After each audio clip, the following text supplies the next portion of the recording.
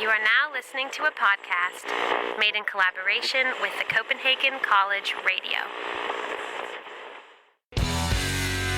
Welcome to the 15th episode of the Social Media and Politics Podcast, bringing you expert insights into how social media is changing the political game.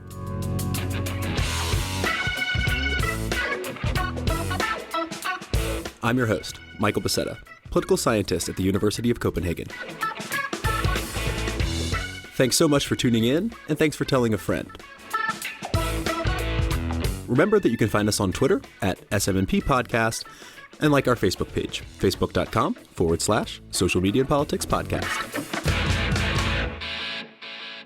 All right, for this episode, I'm handing over the keys to Dr. Anna Maria Ducek-Segestin, Assistant Professor of European Studies and Vice Chair at the Center for European Studies at Lund University in Sweden. Dr. Segestin, welcome to the show. Great to be here. So, you're hosting this episode. What did you decide to do an episode on? This episode is about the largest anti-corruption protests in the post-communist history of Romania. Romania. Interesting choice. Can you fill us in a little bit about Romania? It's not a country that you hear about all that often. Romania is a European country located in the southeastern part of the continent, member of the European Union since 2007, and probably most famous for the performance of its gymnasts at various Olympic Games. However, this episode is not about Olympics nor about gymnasts. This is about the other thing Romania is most famous for, namely its high degree of political corruption. And this is the reason why protesters across the country mobilized at the beginning of 2017 in the largest anti-corruption protest wave in the history of the country. And so anti-corruption protest is something that we've seen in many countries across the world. Most famously in the States, we had the Occupy Wall Street movement. Recently in South Korea, there was a series of protests that forced the president there to resign. Also in France, there's some anti-corruption charges against the French presidential candidate François Fillon. So what were these particular Romanian protests about? The protests were triggered by the decision of the government to pass an emergency decree in the middle of the night that decriminalizes several offenses and makes abuse of power punishable by jail only if the sums involved are above 44,000 euro. That's kind of $48,000. So putting a price tag on what corruption really is. So anything under that would not be considered corruption? Would not be punishable by jail. So what was the role of social media in these protests? Social media played a crucial role in the anti-corruption protests. In particular, the Facebook page Corupția Ucide, Corruption Kills, which was a central node in the coordination and mobilization of citizens' protesting activities. Even though it was founded before the protests in November 2016, the Facebook page, which currently has about 51,000 followers, was a central communication platform for the activists. And one of them is going to be my guest today. Cool. So can you tell us a little bit who you chose as your guest? My guest, whose name is Mugur, is one of the 350 citizens who are involved in the running of the Facebook page Corruption Kills, and one of the people involved in coordinating the activities of the protesters across the country. And what we're going to hear about in this interview is Mugur's story about creativity, about humor, about solidarity, about bringing citizens together in their fight against corruption, and the role of the Facebook page Corruption Kills in making it all happen. All right. Well, I'm sold. Dr. Segestin, take it away. Hi, and welcome to Mugur, our guest speaking from Romania's capital city, Bucharest. Mugur is one of the supporters of the Facebook page Corruption Kills, Corupția Ucide. Mugur, can you tell us something about this page, when it was founded and why?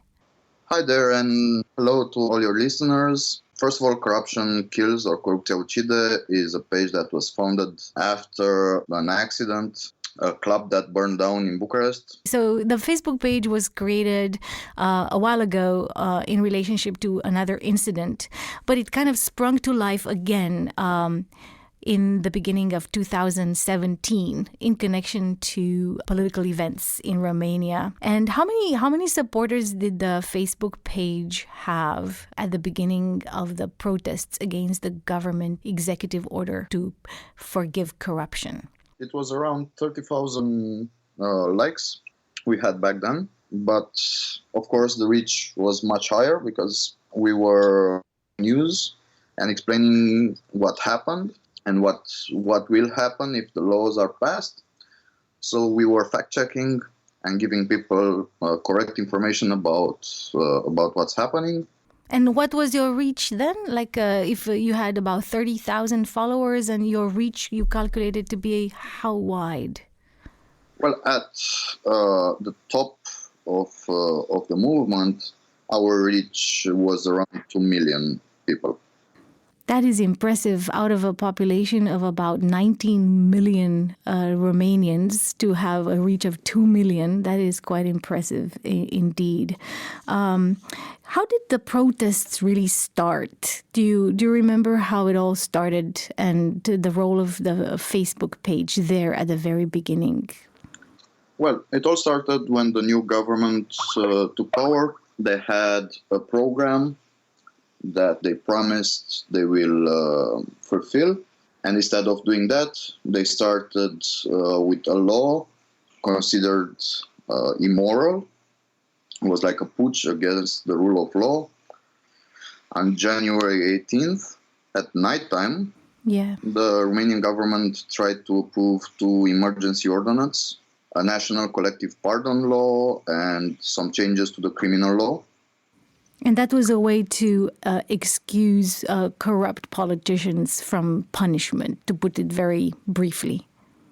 Yeah, they were in fact meant to release characters convicted of corruption from prison and to allow further thefts from public funds. And then there was an immediate reaction to this executive order. So there were a lot of people who spontaneously gathered and protested against it, right? Well, the story was a bit longer.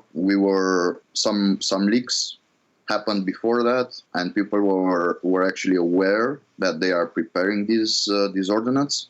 Even the president went to the government in one of the days when they were supposed to approve those ordinance, and the prime minister assured the president that they will never pass it. Even so.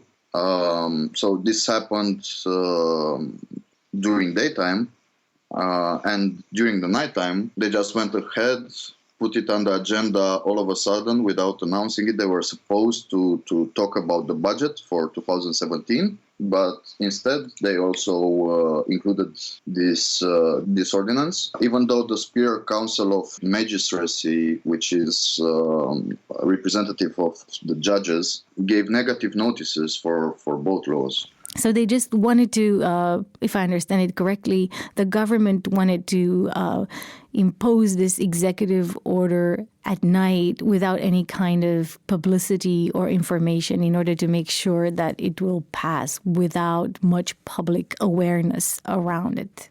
Is that correct? Exactly. And then the people found out, and then they decided to not accept this particular move from the government. Well, it was very funny that night. Their meeting took place at 7:40 p.m. They went out at 10 p.m. to publicly announce it, and it was like a hit and run. At 10 p.m., excuse me for interrupting, they publicly announced this at 10 p.m.? Yeah. Okay, when everybody was sleeping. They had a press conference. Well, not a lot of people were sleeping, we found out later. In about half an hour to an hour, people started gathering in front of the government building. And the funny thing is, the journalists that were covering the press conference were still stuck inside. The only ones that really knew or expected what was happening were the ones that gave the law. So, yeah, people started gathering in a mass protest right away. At 11, 12 o'clock, I think it went on to around 2 to 3 a.m. Wow, a nighttime protest. Yeah, it was an immediate reaction, given that we already created awareness about what was happening. So on the Facebook page, you published information based on the leaks to the press about this potential executive order, right? Yeah. So people were kind of expecting that this was coming. They just didn't quite know when. The people knew about this. We all knew about their initiative. We just didn't believe they had the guts to do it in the way they did it. Given the fact that they have majority in the parliament and they had all the power needed to pass it like a normal law, going to the parliament and having debates. They still had majority, so they could approve it in any form they wanted. They still chose to do it by this way. A stealth operation. Yeah, people first of all were enraged that it was given by emergency, where there was absolutely no emergency in it. Yes. It was passed during the nighttime. I understand. So that was the spark of the protests, the nighttime press conference, and those protesters were the first ones to gather during that first night, long into the night.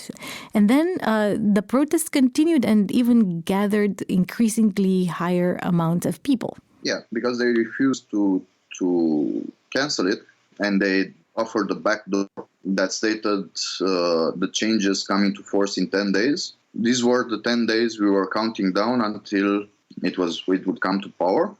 So we knew we had 10 days to convince them to take it down. Yes. Even if they came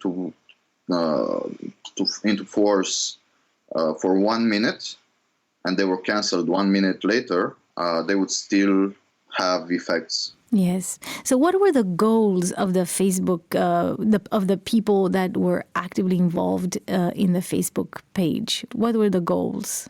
First of all, to create awareness about what was happening. We were explaining things in plain language, because what they tried to do is make it overcomplicated and use very specific expert terms. And we just translated that so people could understand what is actually happening. Yes. And then to mobilize through events that we made, and flash mobs, and all sorts of ideas that came during the protests. Exactly. What kind of events did you come up with? Well, there was a huge community of supporters and people that were coming up with ideas.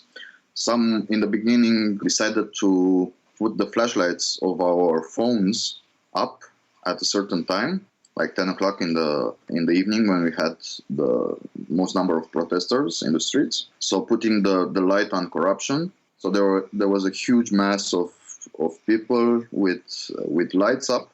That created a very interesting visual effect. Yes, we will try to post on the podcast's Facebook page and Twitter page pictures from the protest to illustrate exactly what you're trying to describe right now. So yes, so using simultaneous mobile phone light up. Yeah, and flashlights and any kinds of lights people had. Put them up so the atmosphere got light up. It was a symbolic move also to highlight, basically, literally, corruption and those corrupt politicians. Exactly. That was the point. What else? What other events? Yes. And then when it came to flash mobs, the creativity of the people and our community was endless. So we had someone that found a laser, like the ones that are used for 3D mapping of buildings, which was put in an apartment next to the government building and projecting messages on another building next to it.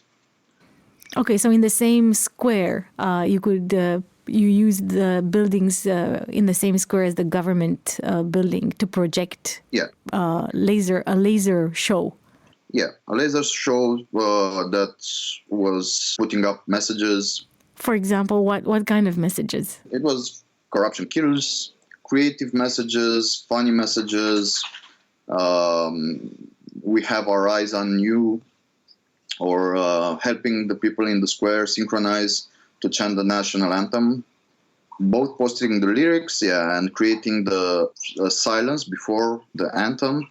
There were a lot of ideas coming, and how is this possible to be organized? This is my utmost curiosity. This seems to be quite complex. How is it possible to, for example, identify the laser owners and get them involved? Did they volunteer? It was volunteering. or everything was organical, and people were just coming up with ideas. We were offered a basement in a building not far from the government, where we could actually go and meet in person and come up with ideas, do some brainstormings.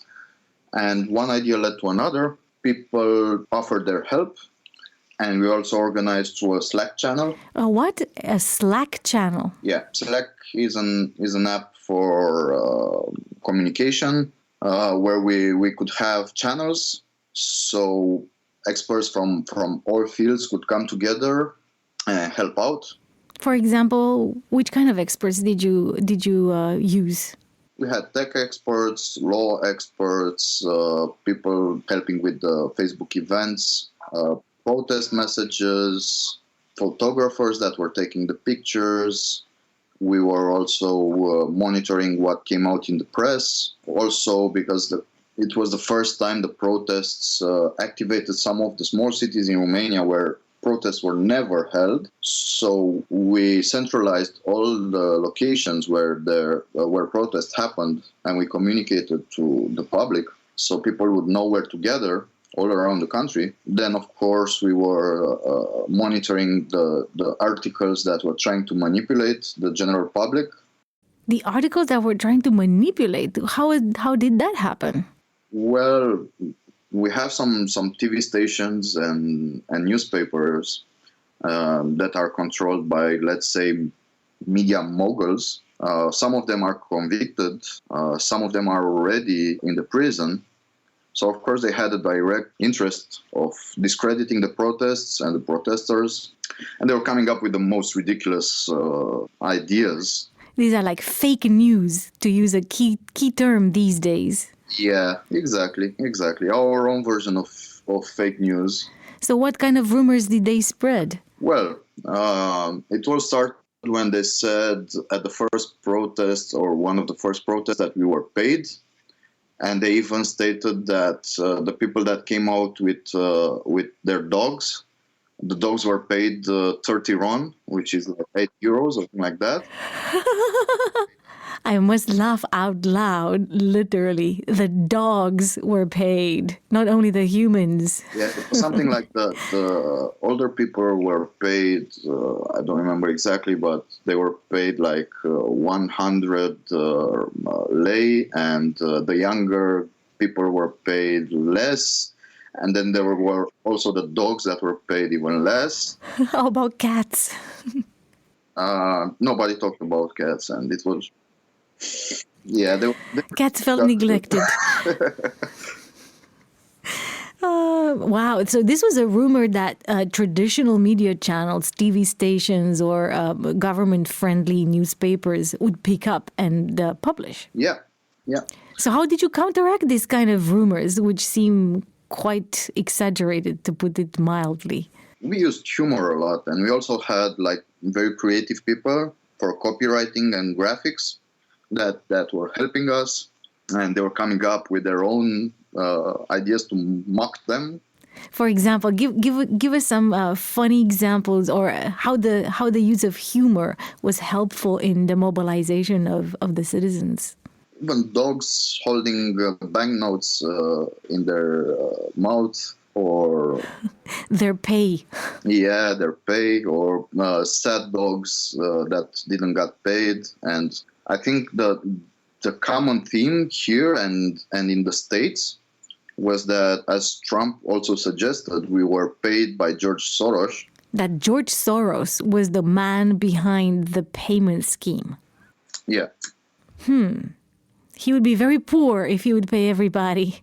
Well, that's one of the jokes we made, that we bankrupted George Soros.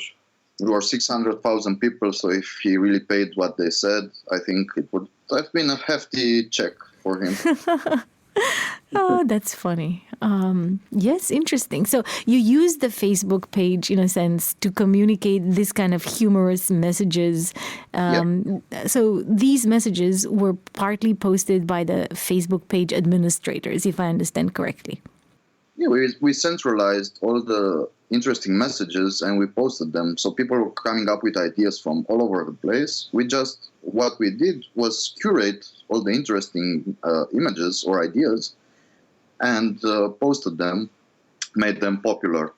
And we actually fought back against those media outlets, and a lot of people were sending emails to the companies that were advertising during those TV shows that were spreading fake news.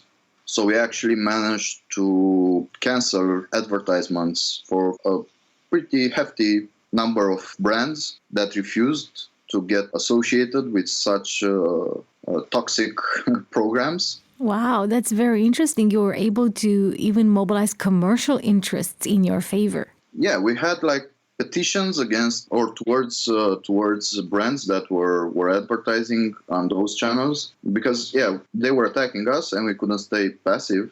So one idea was, okay, let's hit them where they it hurts most, yes, in their pocket. Yeah.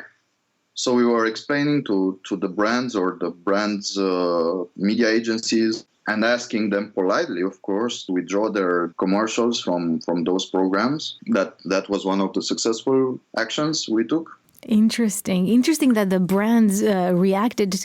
Why do you think they did that? Because the petitions were signed by numerous people?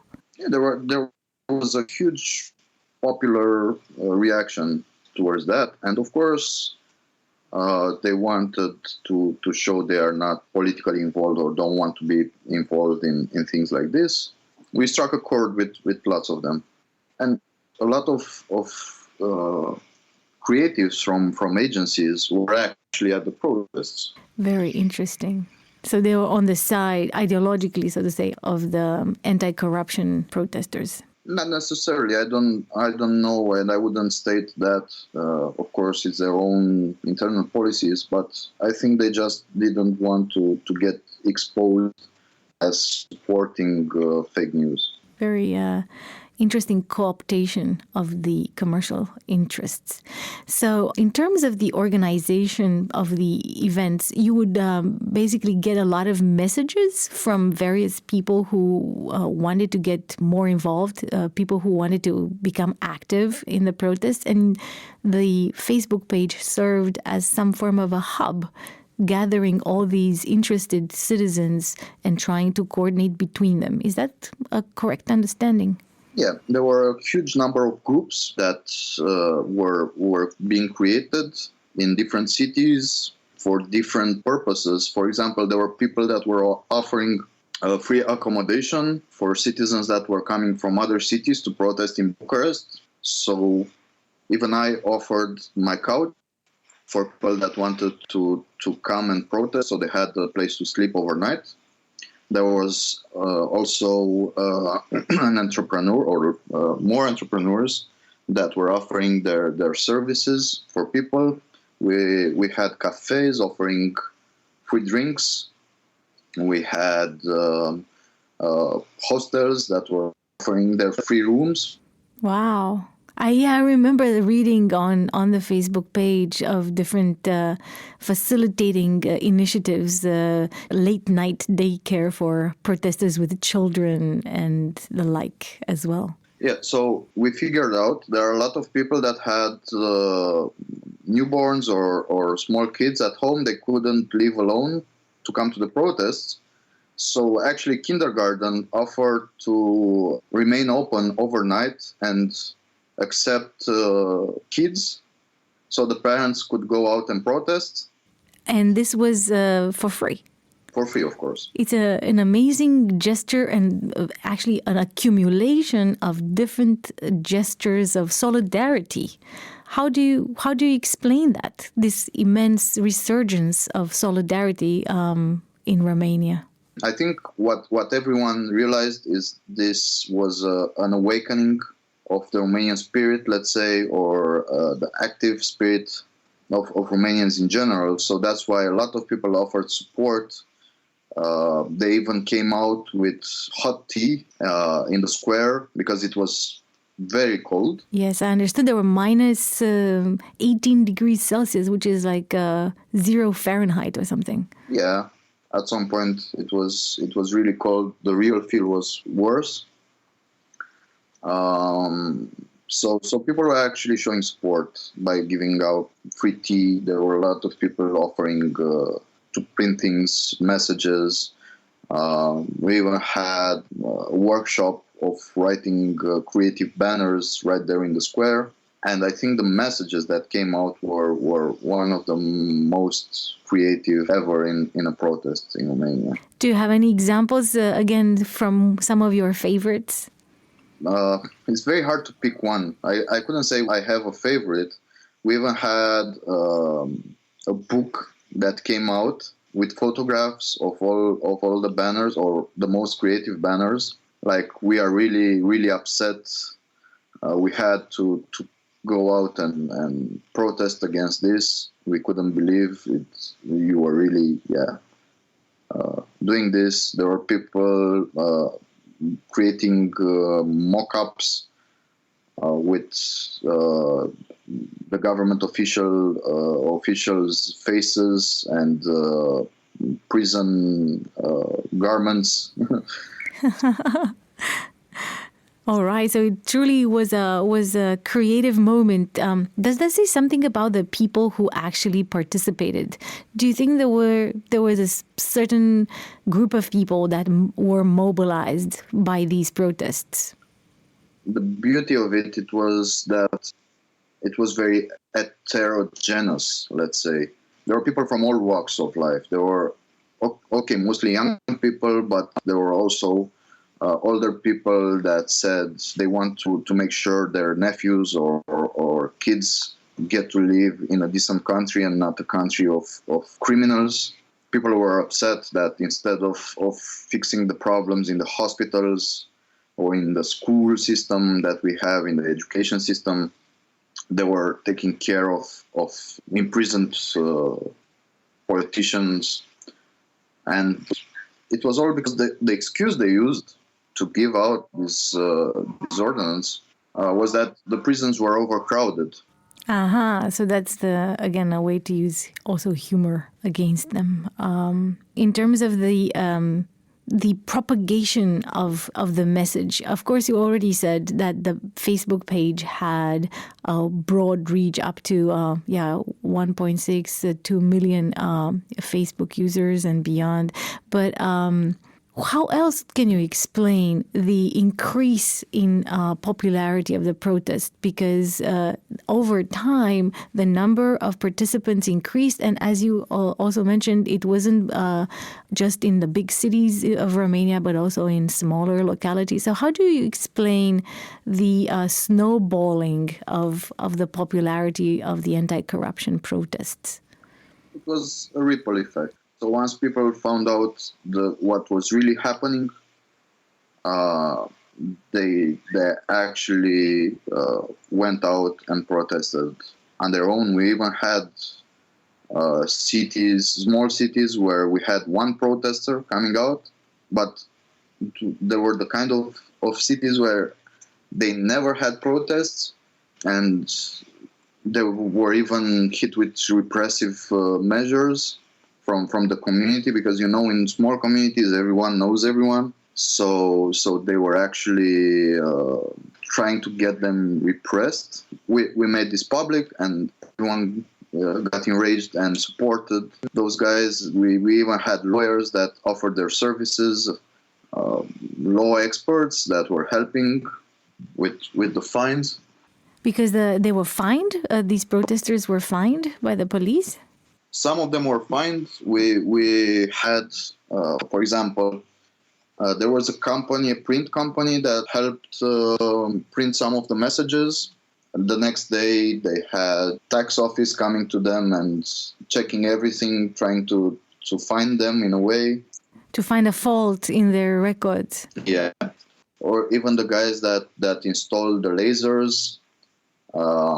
They were summoned at the police station for an investigation. So, they tried to repress everything, but because it was very transparent on our side and very public, they didn't have a lot of success doing it. And the lawyers and legal experts volunteered to defend the protesters against the police accusations. Yes.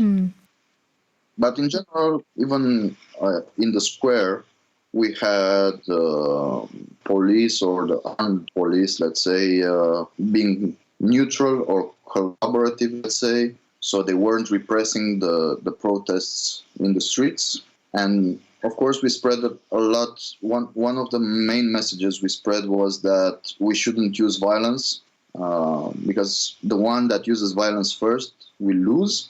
So people were actually peaceful.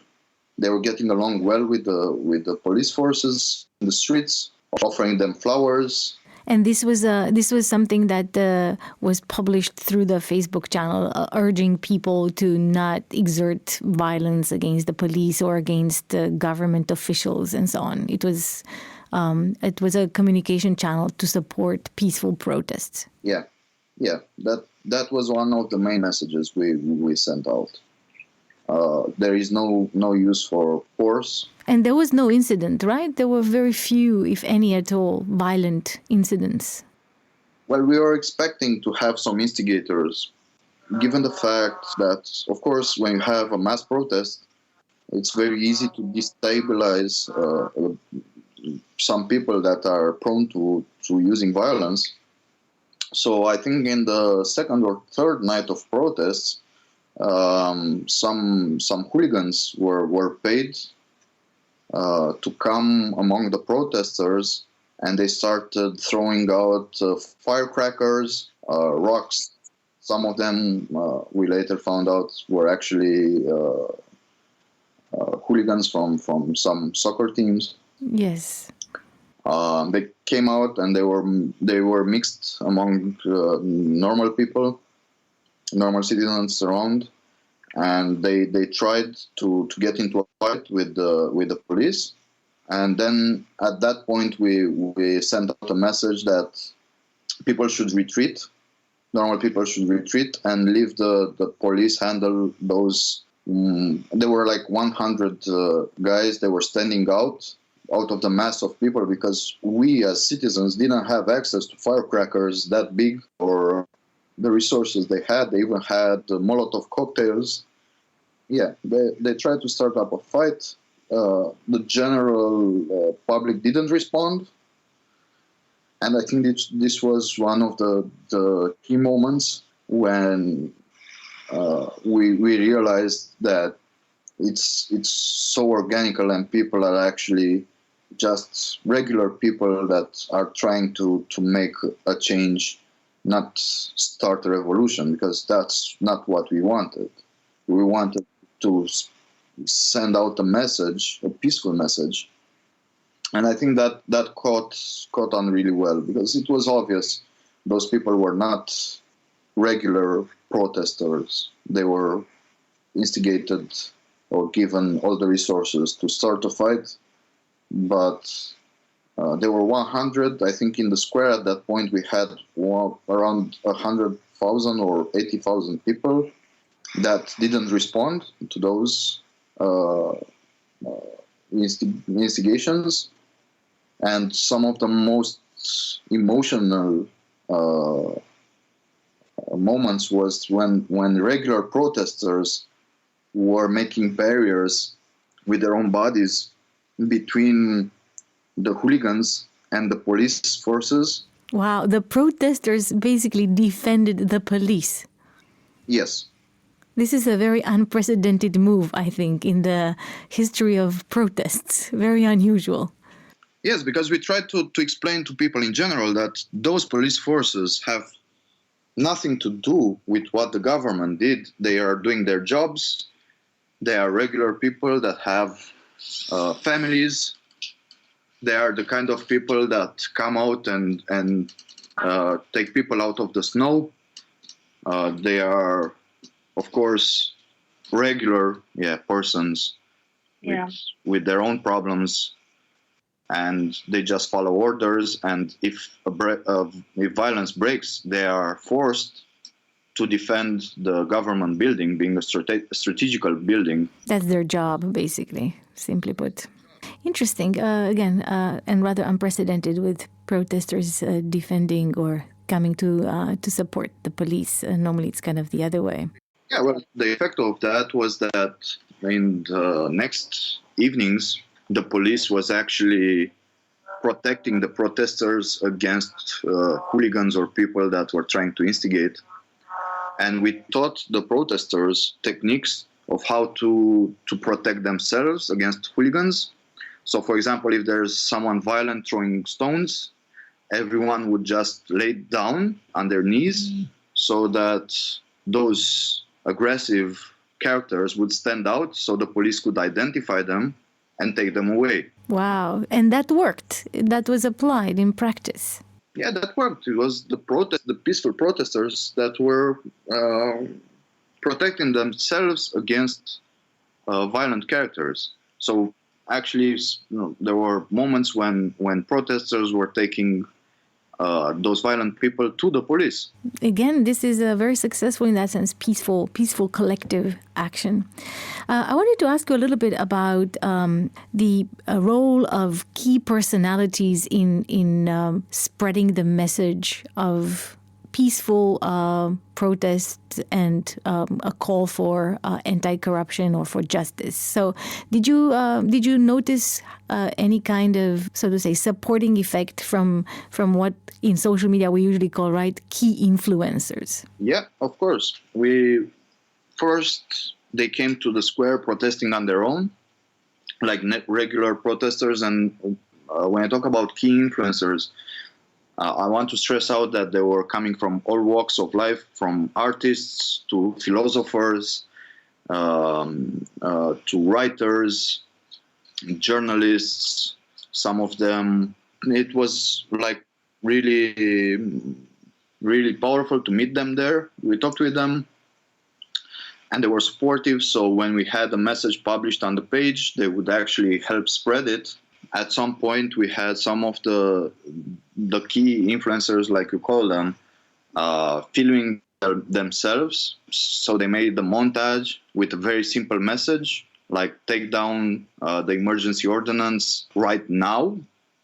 So it was like a collage of their statements, and there were like 20 or more key figures in Romania that made this collage, and they sent it to our page. So we were the first one to publish it. And then, of course, we coordinated with all the groups and all the supporters around social media to spread the message and viralize it. Basically, this was one of the secrets, let's say, of how you can organically reach 2 million people with a page that only has 50,000 supporters. Very interesting. Was there a coherent social media strategy? Did you use social media analytics, for example, in trying to target key audiences? Or did you have a social media strategy? The strategy was very simple. Creating awareness, explaining things, promoting peaceful protests. So common sense messages being spread so people from all walks of life could actually support and share the message. We weren't sending out extreme nationalistic messages.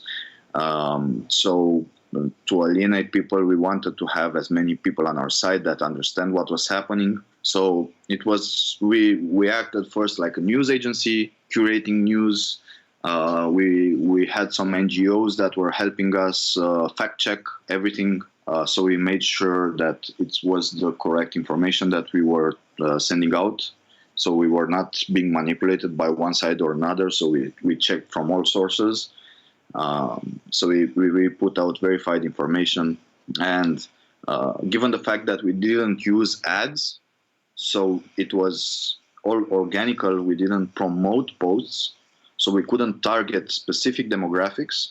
It was just organically being spread around. There were powerful messages, but common sense ones, not radical messages, but very common sense, and trying to explain what was happening. Of course, some very funny posts about the characters that were being involved. So humor was a successful strategy. Yeah, humor was one of one of the best strategies. Did you notice any kind of international echoes of the protest? Not only because obviously the New York Times and the BBC and Al Jazeera reported about the events in Romania, but did you find that the news or the mobilization spread itself outside Romania through the social media channels? Of course, we had support from Moldavia, we had support from Bulgaria. At some point, we had the French joining the protests. Of course, there was international media that came to the square, and some of them came in our basement to have interviews. We also acted like a news agency, because some of the people there came from PR or from journalism, so we knew how to write a press release, letting international outlets know what was happening. There was a communication also with international media. So you communicated as well in Romanian as in English? Of course, yeah. And also through social media and through our international community, because as you may know, statistics say that we should be around 19 to 20 million inhabitants in Romania. Most of them are abroad, working in Western Europe. So we had large communities in Germany, in France, in Italy, even in Denmark. We had a protest in Copenhagen, people gathering there or gathering in small cities around Western Europe. We even had that, I think at the North Pole or the South Pole, we had someone with a message. Even in Africa, I think it was a global protest in that sense. Yeah, it became very global. And actually, we found out that we are not the only ones having problems with corruption. There are other countries that feel the same way. So some of them organize their own protests. National protests, and a lot of people went to Romanian embassies and protested in front of them. Even at Bruxelles, we had a flash mob, or people were gathering regularly to protest there. So indeed, it had an international reach. Your action. Yeah, we felt like that. Even in the States, we had coverage of the protests. A lot of social media pages. New media, news outlets. For example, just so we can orient ourselves, what kind of new media pages picked up on the story? AJ Plus, I think, was one of them. AJ Plus was sending live feeds from the square in Bucharest and explaining what was happening. And actually, we had a lot of support all over the globe when they found out what the protest was about. Of course, the protests were so wide; they had such a wide coverage across the internet globally that people were first Googling where Romania is, what Romania is. Some of them. So we could see on the Google Analytics that this search term popped up. So people were actually finding out about Romania through these protests, which was, I think, very interesting to notice. Indeed. International reputation as a peaceful protest and anti-corrupt country in that sense. Now that we are reaching the end of our conversation, which was very pleasant so far, I hope also for you, I discovered very many interesting aspects. Thank you for that.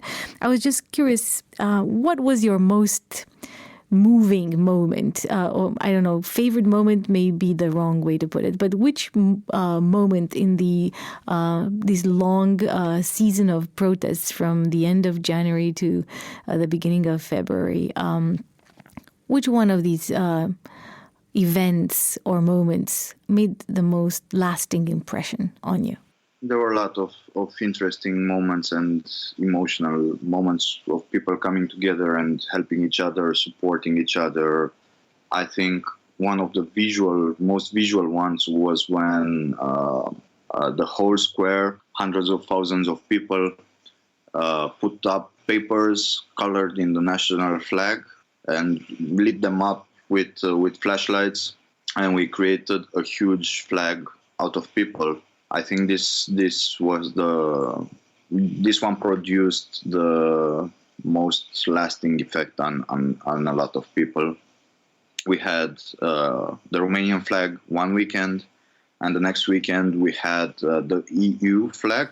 Yes, I remember seeing these pictures, and again, I'm going to try to post pictures of that on the podcast's Facebook page as well. We wanted to show the international dimension of Romania and the protests. We wanted to show we adhere to the values of the European Union, and we want to stay close to the EU, not drift into corruption or repression or authoritarian regimes, and also showing support to all the people in Europe that had the same problem.